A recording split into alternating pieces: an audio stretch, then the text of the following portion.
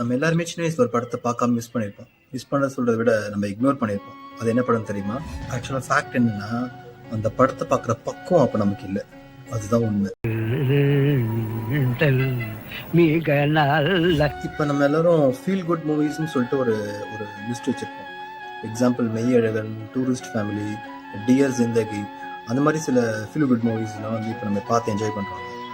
ஆனால் 1988லேயே ஒரு சிறப்பான ஃபீல் குட் மூவிஸை வந்து டைரக்டர் பாலுமணி ரசர் பிடிச்சி போயிருக்காரு.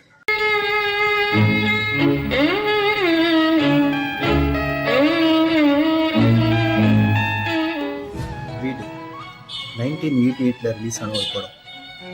ஒரு மிடில் கிளாஸில் இருக்கிறவங்க ஒரு வீடு கட்டும்போது எந்த விதமான ப்ராசஸ்க்கு உள்ளாகி ஒரு வீடு கட்டுவாங்க அப்படிங்கிறத ஒரு சோஷியாலஜிக்கல் ரெஃபரன்ஸோட ரொம்ப யதார்த்தமாகவும் அழகாகவும் இந்த படம் இருக்கும்.